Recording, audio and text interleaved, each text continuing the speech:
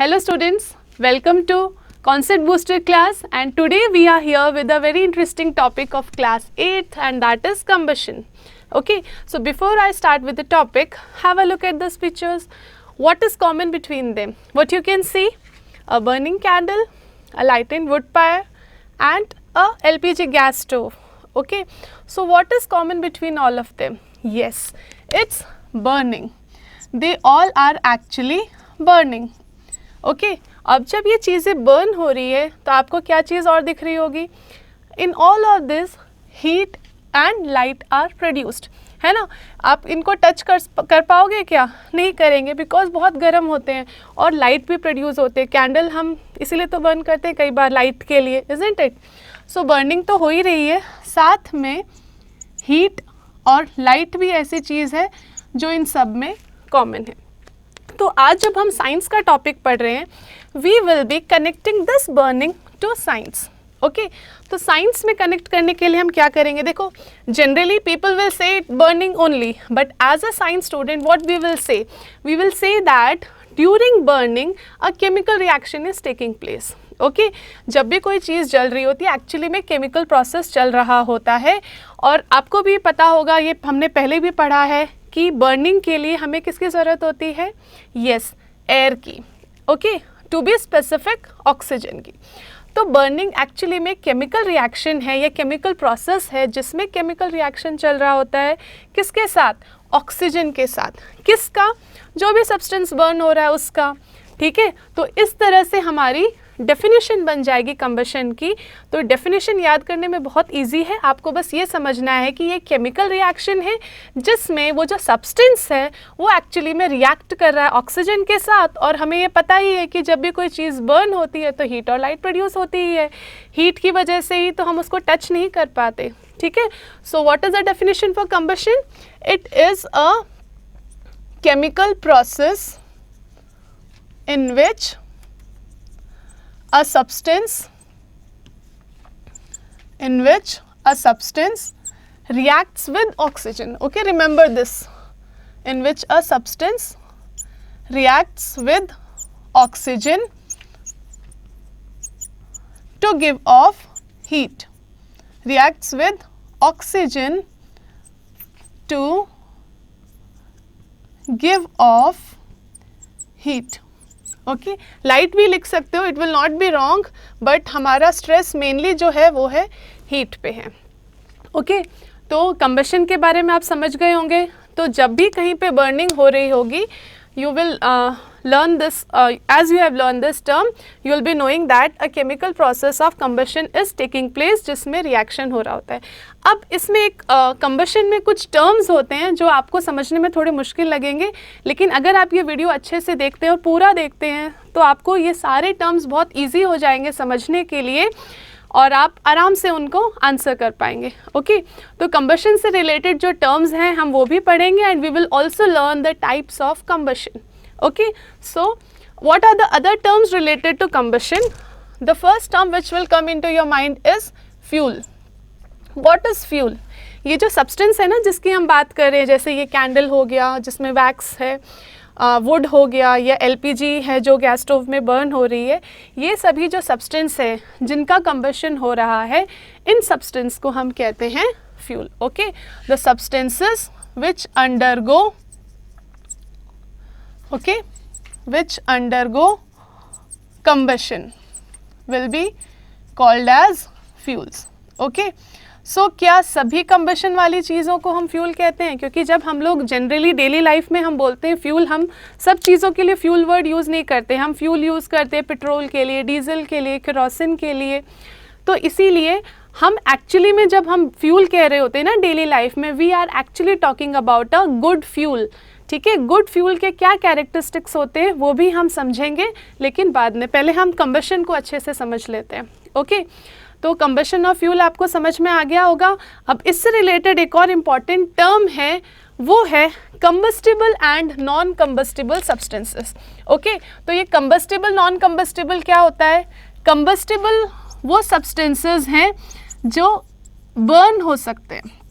Okay तो इनकी definition याद करनी बहुत इजी है, कंबस्टिबल और नॉन कंबस्टिबल। इसके एग्जाम्पल्स बेसिकली हम पढ़ेंगे, क्योंकि कंबस्टिबल अपने आप में सेल्फ एक्सप्लेनेटरी है। कंबस्टिबल वही चीज़ें होंगी जो कंबशन जिनका हो सकता है, जो बर्न हो सकती हैं, ठीक है।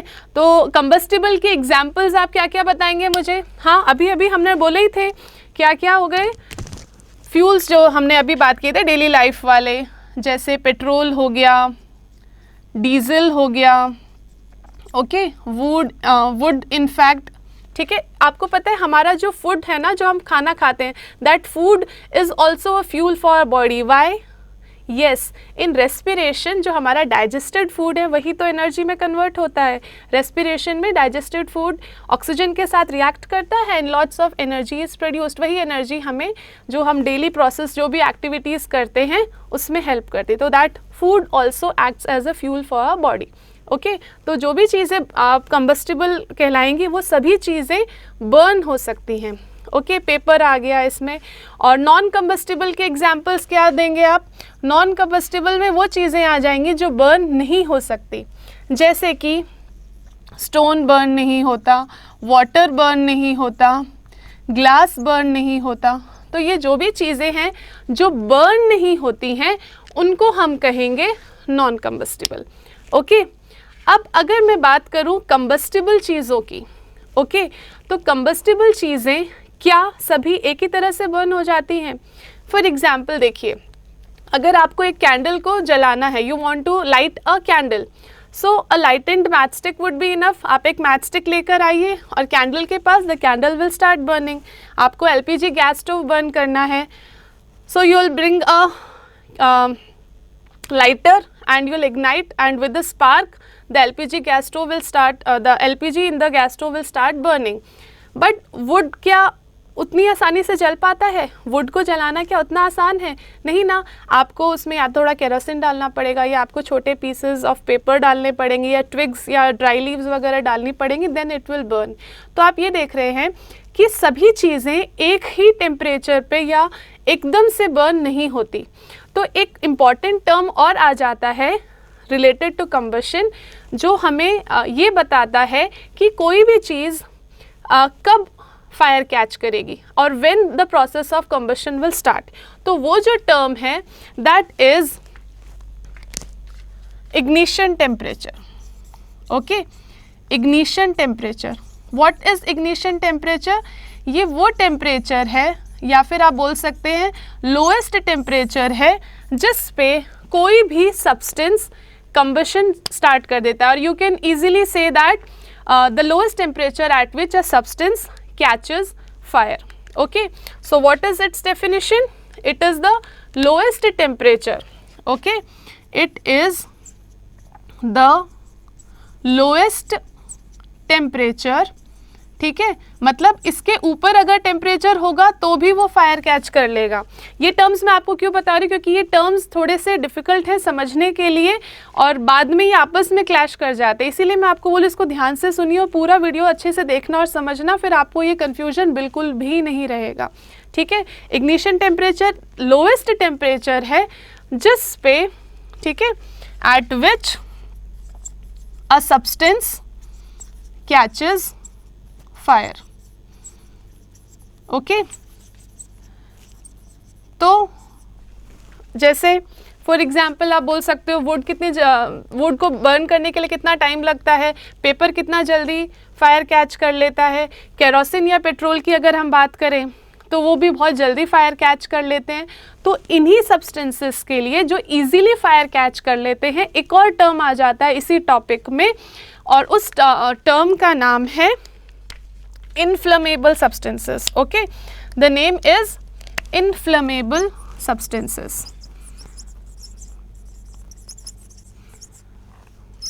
ये भी आपको याद रखना है, ये वो substances हैं जिनका ignition temperature बहुत लो होता है। ओके, तो इसको याद करना बहुत इजी हो गया है। इग्निशन टेम्परेचर अगर आपको पता है तो इन्फ्लेमेबल सब्सटेंसेस आप इजीली बता सकते हो। इन्फ्लेमेबल सब्सटेंसेस वो सब्सटेंसेस हैं जिनका इग्निशन टेम्परेचर लो होता है। Okay, low ignition temperature. Okay, substances with low ignition temperature. इसके एग्जाम्पल में आप बोल सकते हो LPG हो गया, केरोसिन हो गया, ये बहुत जल्दी फायर कैच कर सकते हैं। आपने नोटिस किया होगा जब एरोप्लेन्स या रेलवेज़ में आप ट्रैवल करते हो तो आप वहाँ पे लिखा रहता है inflammable substances are not allowed, okay, क्योंकि वहाँ पे फायर कैच करने का खतरा ज़्यादा रहता है बिकॉज वो बंद कंपार्टमेंट होता है। तो इसीलिए अगर ये सब्सटेंसेस आप कैरी करते हैं तो it is always a chance of catching fire. So prevent that danger people are generally advise to or they are even forced to not to carry the inflammable substances, okay, क्योंकि inflammable substances जल्दी fire catch कर लेते हैं, okay।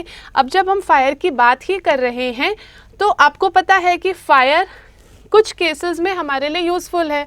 हम चाहते हैं candle light करना, हम चाहते हैं वुड का फायर बर्न करना, या फिर LPG गैस स्टोव हम चाहते हैं, लेकिन there are some cases where fire breaks on its own, या फिर गलती से कभी फायर कैच कर लेते ड्यू टू शॉर्ट सर्किटिंग और may be due to an accident, due to a carelessness of a person. तो ऐसे केसेस में फायर हमारे लिए जब खतरा बन जाती है, we need to control fire. तो फायर कैसे कंट्रोल करें, which is the best way to control fire, वो समझने के लिए पहले आपको ये समझना पड़ेगा कि जिसकी हम बात कर रहे थे, फ्यूल की या कंबशन की जो हम बात कर रहे थे, इसके लिए नेसेसरी कंडीशंस क्या हैं। Once you know the necessary conditions then only you will be able to control fire.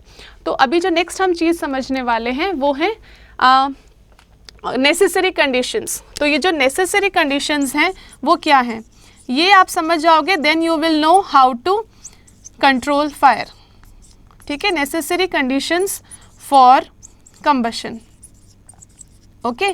तो जो नेसेसरी कंडीशंस फॉर कंबशन आप अभी तक समझ भी गए होंगे कि सबसे पहले तो हमें फ्यूल चाहिए। अगर फ्यूल होगा तभी बर्न करेगा, ओके। तो जब मान लो किसी बिल्डिंग में अगर आग लग जाती है तो the whole building acts as a fuel, क्योंकि बिल्डिंग में जो भी चीज़ें हैं ऑलमोस्ट सभी फायर कैच कर पाएंगी। तो इसीलिए वहाँ पर हम फायर को अगर कंट्रोल करना चाहते हैं तो हम फ्यूल को रोक नहीं पाएंगे, because everything there will act as a fuel. Second चीज़ है हीट, ओके। हीट क्यों?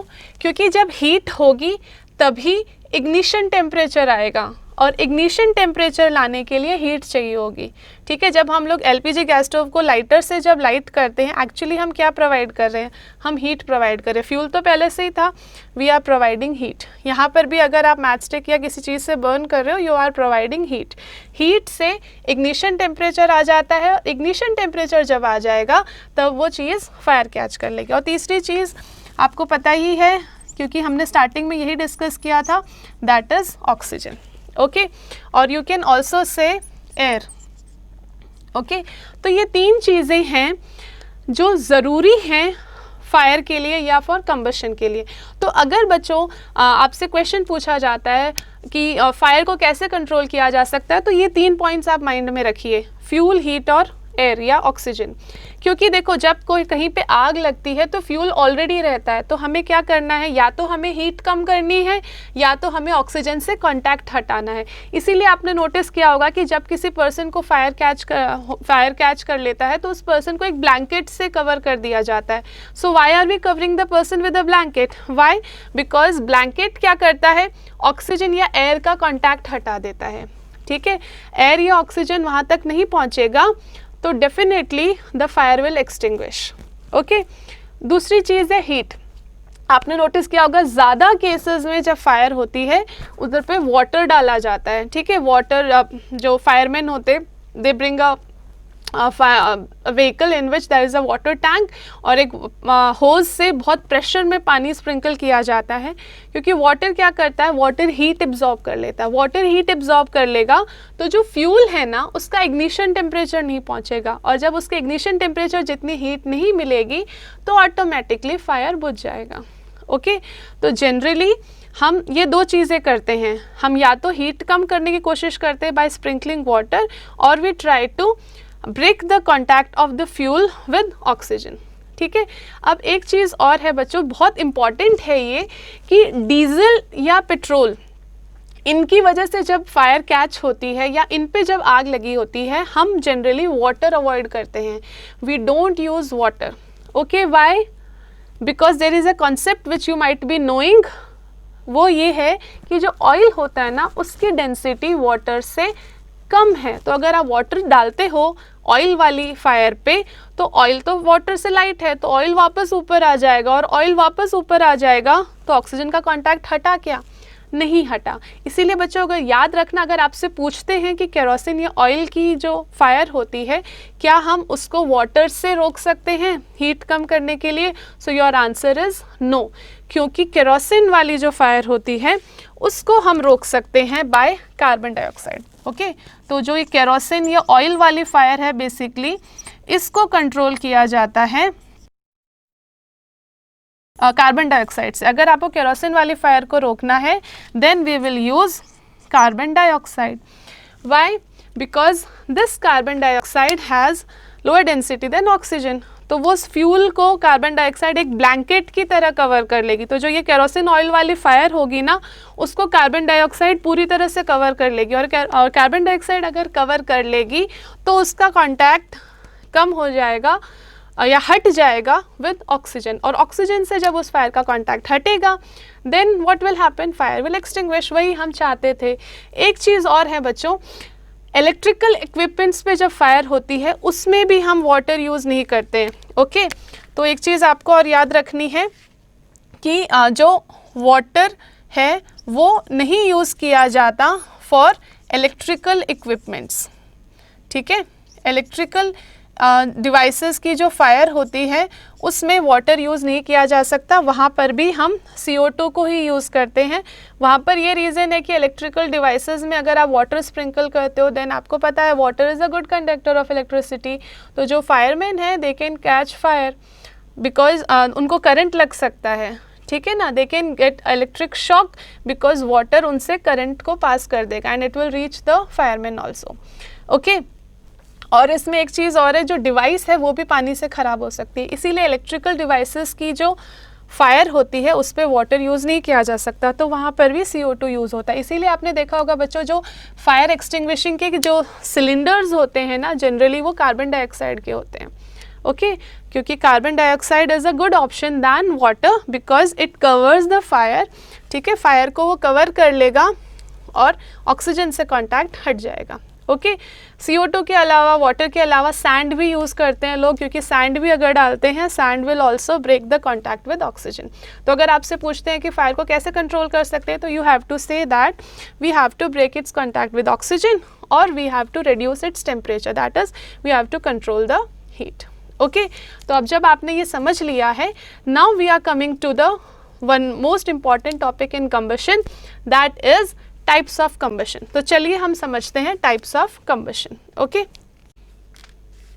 तो अब हम पढ़ रहे हैं types of combustion. Types of combustion 3 type के हैं बेटा, और इन 3 को समझने के लिए हम कुछ एग्जाम्पल्स पढ़ेंगे। पहले एग्जाम्पल्स जब आपको समझ में आ जाएंगे तो ये टाइप्स ऑफ कंबशन पढ़ना आपके लिए बहुत ईजी हो जाएगा। तो पहला जो टाइप ऑफ कंबशन है वो आप उसका एग्जाम्पल लेने के लिए आप ज़रा इसको देखिए, LPG वाली गैस स्टोव को। इसको आपको जब LPG गैस स्टोव लाइट करना होता है तो आप क्या करते हैं, आप एक लाइटर से एक छोटा सा स्पार्क करते हो और छोटे सा स्पार्क से ही वो LPG जो गैस होती है वो इग्नाइट हो जाती है ना। और वैसे केरोसिन है या पेट्रोल है, हमने जिनके इन्फ्लेमेबल की बात की थी ना, जो बहुत जल्दी फायर कैच कर लेते हैं, तो वो जो टाइप ऑफ कंबशन है वो है रैपिड कंबशन। रैपिड वर्ड का ही मीनिंग होता फटाफट। तो जब कंबशन फटाफट हो, ओके, और आपको पता है कंबशन में हीट एंड लाइट तो प्रोड्यूस होती ही है, तो रैपिड कंबशन वो है the type of combustion in which large amount of heat and light are produced in a very short time. ठीक है, तो रैपिड कंबशन वो है जिसमें large amount of heat and light are produced in a short time. तो वो जो short time मैं कह रही हूँ ना, या क्विकली हम बोल सकते हैं या रैपिडली हम बोल सकते हैं, इस शॉर्ट टाइम की वजह से ही इसको रैपिड कहा जाता है। मतलब तुरंत आपने बस उसको लाइट किया और लाइट करते ही वो कंबशन स्टार्ट हो जाता है। लाइट करते ही LPG गैस स्टोव हो या कैंडल की हम बात करते हैं तो आप मैचस्टिक से बस लाइट करते हैं, इट स्टार्ट्स बर्निंग। तो जैसे ही आप उसको छोटा सा स्पार्क देते हो वो अपने आप वो कंबशन स्टार्ट हो जाता है, then we call it rapid. Okay, जो दूसरा है बच्चों वो है स्पॉन्टेनियस। स्पॉन्टेनियस नाम से क्या समझ में आता है? स्पॉन्टेनियस वो होता है जो खुद ब खुद हो जाए। ओके, रैपिड में तो फिर भी मुझे स्पार्क देना पड़ा था, रैपिड में मुझे इस एलपीजी को इग्नाइट करने के लिए लाइटर या मैचस्टिक यूज़ करनी पड़ती है, लेकिन स्पॉन्टेनियस में अपने आप हो जाता है। मतलब वो हवा में जो ऑक्सीजन होता है उससे अपने आप रिएक्ट कर जाते हैं, आपको रिएक्शन करवाने की ज़रूरत नहीं होती। तो उसका एग्जाम्पल हम देखते हैं, फॉस्फोरस हमने पढ़ा था metals and non metals chapter में कि phosphorus is a reactive non metal. तो ये जो फॉस्फोरस है ना बच्चों, ये इतना रिएक्टिव है कि अगर आप इसको एयर में छोड़ देते हो ना तो ये अपने आप फायर कैच कर लेता है। ठीक है, fire, it catches fire on its own. ठीक है, इसीलिए हम फॉस्फोरस को हवा में खुला नहीं छोड़ सकते, इसीलिए हमने पढ़ा था कि phosphorus is stored in water. ठीक है, फॉस्फोरस के अलावा और कौन से मेटल्स के बारे में हमने पढ़ा था जिसमें स्पॉन्टेनियस कंबशन होता है, याद है आपको? हाँ, तो आप उसका आंसर कमेंट सेक्शन में कर सकते हैं। जो बेस्ट एग्जाम्पल फॉस्फोरस है, वैसे और मेटल्स का आप एग्जाम्पल देने वाले हैं ही जिसमें आपको स्पार्क देने की ज़रूरत या आपको कंबशन स्टार्ट करने की ज़रूरत नहीं है, वो खुद ब खुद हो जाते हैं। ठीक है, तो खुद ब खुद होना को हम कहेंगे spontaneous combustion is that kind of combustion in which combustion takes place on its own. Okay, या फिर आप कह सकते हैं ऑकर्स ऑन इट्स ओन। ठीक है, on its own, you don't have to supply और you don't have to start anything, it is taking place on its own. Okay, example phosphorus, और rapid का example क्या था? LPG. Then the last one is explosion. Yes, explosion आप word आपको पता है, explosion word Diwali से related है नहीं? So during Diwali we burn firecrackers. firecracker को आप छोटे से spark देते हो। ठीक है, इसको हमने छोटे से स्पार्क दी, then what will happen, it will start burning and it will explode. एक धमाका होगा और उस धमाके के साथ गैस भी प्रोड्यूस होती है और हीट लाइट प्रोड्यूस होती है। ओके, तो एक्सप्लोजन जो है ना एक फास्ट कंबशन रिएक्शन है। Okay, so explosion is what? Explosion is a fast combustion reaction in which heat, light and sound are produced. Okay, so explosion is a fast combustion reaction in which large amount of heat, light and sound are produced. In which large amount of heat, light and sound are produced. Large amount of heat, light, sound. ये जो sound मैं बोल रही हूँ ना बच्चों, ये sound किस वजह से आती है? ये साउंड इसीलिए आती है क्योंकि गैस रिलीज होती है बहुत सारी। Okay, large amount of gas is released, और जब ये गैस एक्सपैंड होती है ना, व्हेन दिस गैस एक्सपैंड्स, तो उससे साउंड प्रोड्यूस होता है। तो इसमें आप ये चीज़ नोट कर सकते हो क्या कि large amount of gas is produced. आपने देखा होगा ना कि जब फायर क्रैकर्स बर्न करते हैं हम दिवाली पे तो कितना पोल्यूशन होता है, कितनी सारी गैस रिलीज होती है। तभी तो हमें मना करते हैं कि आप फायर क्रैकर्स दिवाली पे ना यूज़ करें, because large amount of gas is produced. Okay, और ये जो गैस है जब ये एक्सपैंड करती है, when this gas expands then sound is produced. Okay, तो वो जो धमाके की साउंड आती है ना वो गैस की वजह से आती है। ओके, तो एग्जाम्पल्स आप समझ गए होंगे, डेफिनेशन आप समझ गए होंगे। एक जल्दी से रिकैप कर लेते हैं। रैपिड कंबशन वो है जिसमें large amount of heat and light are produced in a very short time, तुरंत, मतलब जैसे ही आपने स्पार्क दिया एलपीजी तभी ऑन हो गया। ठीक है, वो गैस तभी बर्न होने लग गई। स्पॉन्टेनियस, जिसको आपको स्पार्क देने की ज़रूरत नहीं है, takes place on its own. Example phosphorus. Phosphorus एक रिएक्टिव नॉन मेटल है, उसको अगर आपने हवा में खुला छोड़ दिया तो वो अपने आप ही ऑक्सीडाइज हो जाएगा, अपने आप ऑक्सीजन से रिएक्ट करके फायर कैच कर लेगा। ठीक है, तो स्पॉन्टेनियस खुद ब खुद। एक्सप्लोजन यानी धमाका, तो जब एक फास्ट कंबशन रिएक्शन होती है जिसमें large amount of heat, light and sound are produced. उसको आप याद रखो विद फायर क्रैकर्स। अनार जलाते हैं या फुलझड़ी जलाते हैं या पटाखे हम जब जलाते हैं तो जो ये बहुत सारी हीट, लाइट और साउंड प्रोड्यूस्ड होती है, इससे आपको याद रहेगा एक्सप्लोजन। ऐसा क्यों होता है? Because of the large amount of gas produced. इस गैस के एक्सपेंशन की वजह से एक ज़ोरदार आवाज़ आती है। Okay, this was all combustion. आगे वीडियो में हम देखेंगे about flame. Okay, till then, bye bye and take care.